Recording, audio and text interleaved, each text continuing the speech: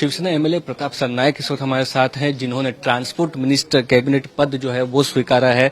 Sir, Mumbai में या बाकी जगहों पर महाराष्ट्र में ट्रांसपोर्ट की अगर बात करें तो आप कह रहे थे कि रोडवेज जो है वो एग्जॉस्ट हो चुके हैं, ब्रिज एग्जॉस्ट हो चुके हैं। कहीं ना कहीं केबल कार की आपने इनिशिएटिव को सामने लाया है, कैसे देखते हैं इसे? केबल कार, केबल टैक्सी जो हिसाब से बेंगलोर में और बहुत सारी यूरोपियन कंट्रीज में, अमेरिका में जो केबल कार है ना, वो तो यूज बहुत बड़े पैमाने पे होता है। महाराष्ट्र में वैसा अभी तक हुआ नहीं है।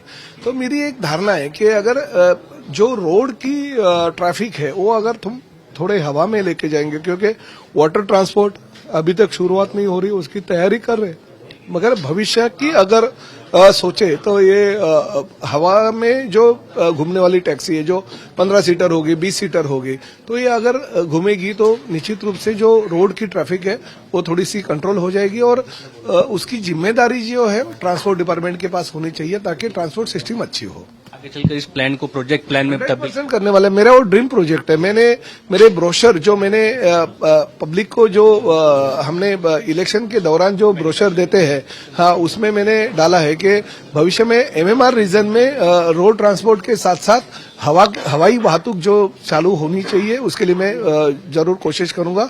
और मेरे ख्याल से कुछ बड़ी बात नहीं है अगर मेट्रो हम कर सकते हैं। मेट्रो भी हवा में ही चलती है। रोपवे के लिए भी कुछ ज्यादा सिस्टम की या जगह की जरूरत नहीं होती है, तो हम कर सकते हैं। और एमएमआर रीजन में तो होनी चाहिए, ऐसा मेरा कहना है। मगर उसकी जिम्मेदारी जो है वो एमएमआरडीए नहीं बल्कि ट्रांसपोर्ट सिस्टम के पास, ट्रांसपोर्ट डिपार्टमेंट के पास होनी चाहिए।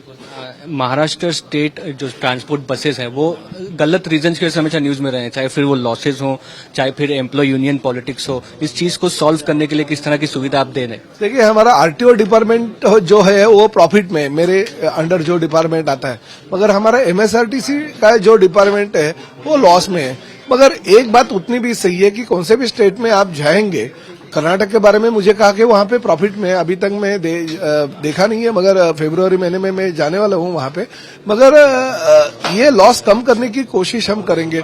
मगर ये ट्रांसपोर्ट सिस्टम में तो गवर्नमेंट की जिम्मेदारी होती है, वो तो जिम्मेदारी आम लोगों को देनी चाहिए। उसमें प्रॉफिट होता है कि लॉस होता है वो देखे, मगर प्रवासियों को सुविधा हम कैसे दे सके उसके लिए सोच होनी चाहिए। क्योंकि ये हमारी जो ट्रांसपोर्ट सिस्टम है, ये शरीर की नब्जें है, जो नब्जें पूरी की पूरी तरह अच्छी तरह से चलनी चाहिए। तो उस हिसाब से मैं कोशिश करूंगा। एसटी लॉस में नहीं, मगर कम से कम नो लॉस नो प्रॉफिट तक आएगी, इसके लिए मेरा प्रयास रहेगा। और भविष्य में हमारे पास 15,000 से ज्यादा एसटी की बसेस है, तो उसमें मैं ये सोच रहा हूं कि मैक्सिमम बसेस जो है वो हमारी जो बैटरी पे यानी इस पे चलने वाली पर्यावरण पूरक हो, ताकि इलेक्ट्रिक बस की सेवा हम पूरे राज्य में ले जाएंगे। आखिरी सवाल ये रहेगा, 12 साल की उम्र में आप मंत्रालय आते थे कैलेंडर देने के लिए, ऑटो रिक्शा भी आपने चलाया है।